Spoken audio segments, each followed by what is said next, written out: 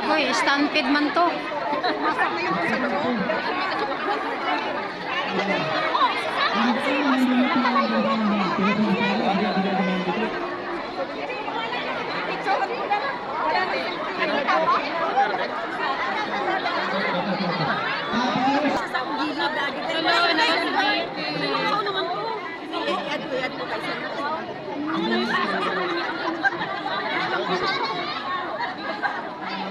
Ay nako, grabe talaga.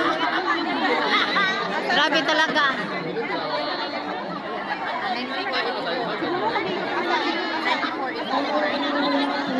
Sumisyon ng mga pulis dito.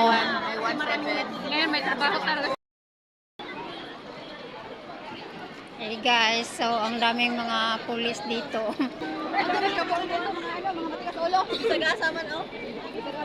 Takbo doon, takbo dyan. Sorry. Kanina.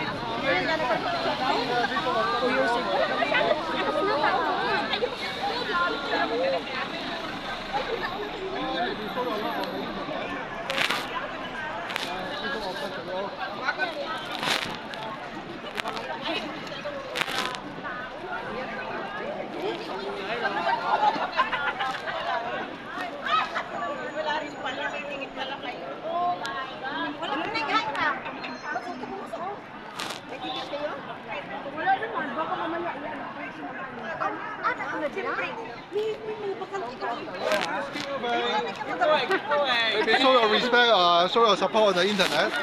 Thank you.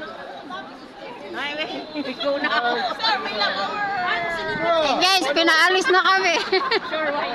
Wala na daw. Show your support on the internet. Bye-bye. Bakit pag tumakot daw may ticket? Parang meron sila. Oo kasi. Meron ticket, 2,000 lang. Kasi yan. Parang ano ba, private? Private siya ba? 2,000 lang yung Hanggang alas makapasok. 5 pa yan. Makintay tayo. Dami kami nagpaano kami. Sa stadium ba? Kanina siya, doon siya kanina. Nag-ano siya.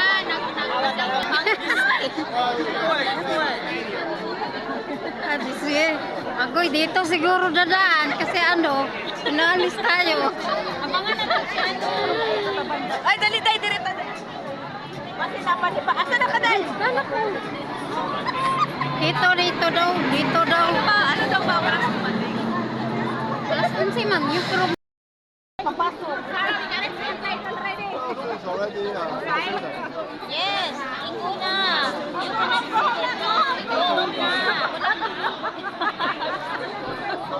Bye-bye! Walang tao na pinagawa. Ano ba ko?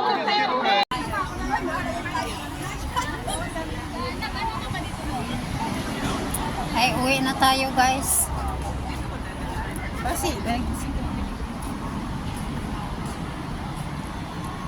Yung mga yung mga guys nag-aabang ng mga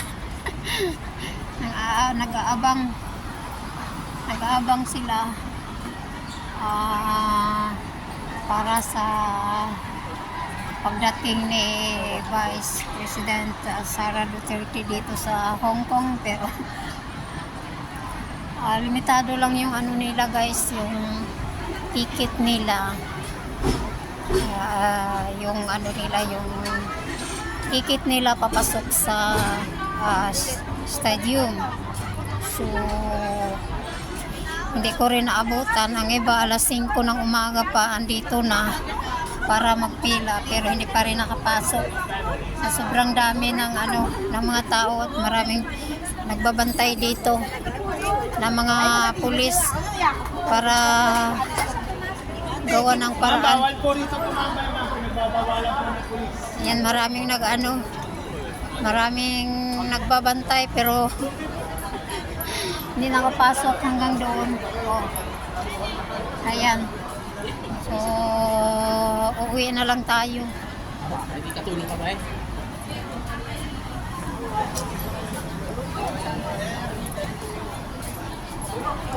Uwi na lang tayo.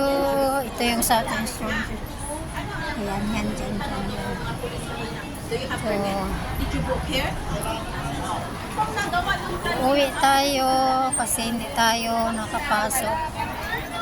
Yung may ticket na nga hindi pa nakapasok.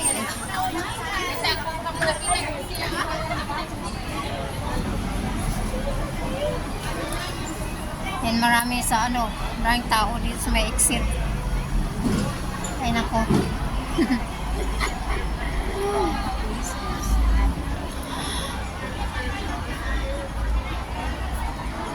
Okay, hindi naman ako mahilig sa pumunta ng mga ganitong event pero na-try ko lang, talagang sobrang dami ng tao tsaka pinalayas na kami ng ng mga pulis dito sa may malapit sa kasi hindi naman kami nakapasok ay hanggang 2,000 ang capacity lang po nila sa loob ng stadium.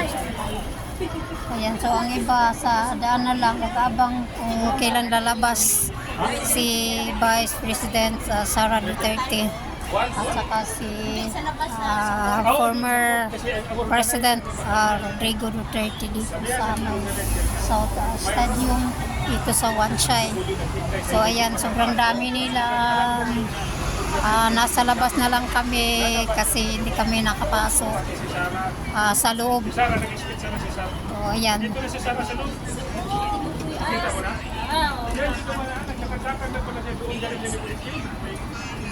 So pauwi na lang tayo guys. Uwi na lang. Ha? Ano sabi ni Kuya? Hindi ako na dito. Hindi ko na. Sino na magpasok? Ha?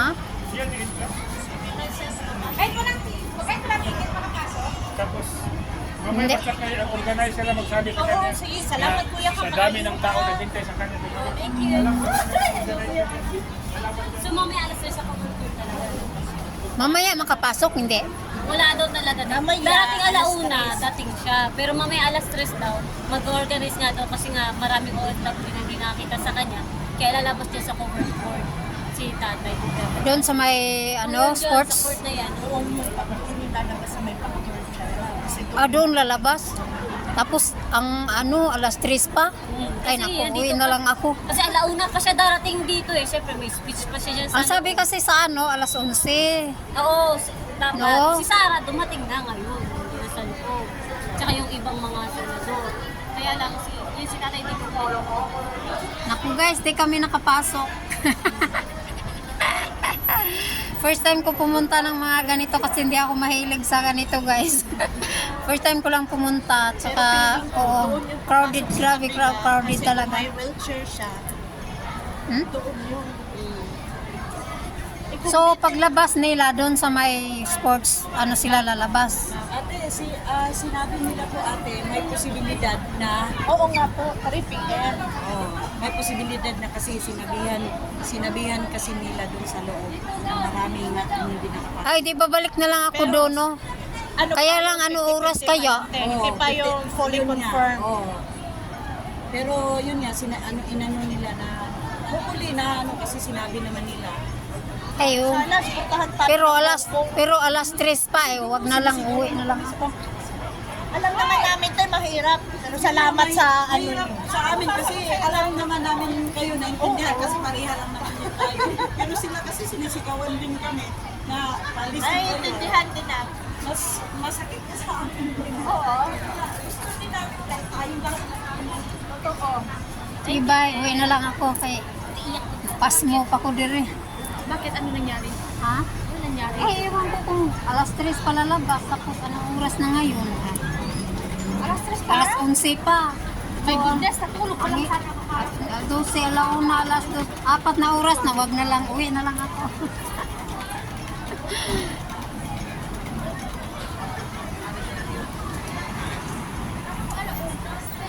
Ha? Alauna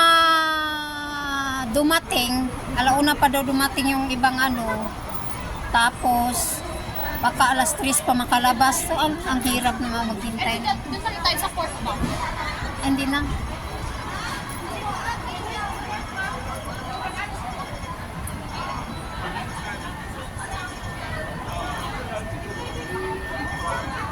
Ayan guys, yung mga maraming mga nagbabantay dito ng mga pulis at ayan, dahil sa sobrang dami ng tao,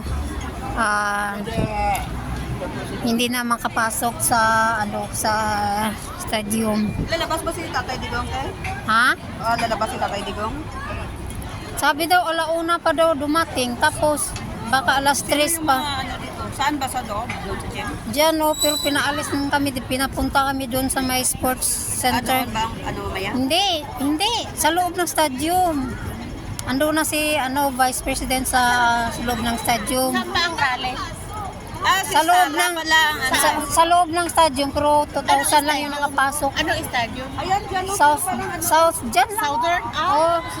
Tapos 2,000 lang, hindi ka na makapasok. Hindi ka na makapasok doon kasi 2,000 lang ang kapasite. Tapos pinaalis na doon ng ibang nakastandby sa labas. Pinapapunta doon sa may sa may court.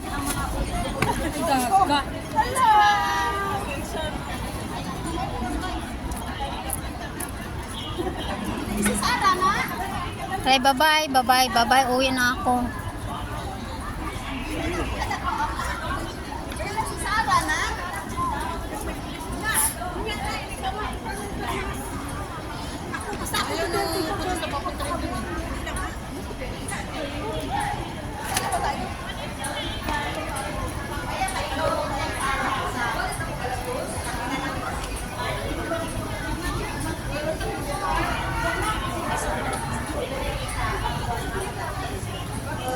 Pauwi na lang tayo, guys.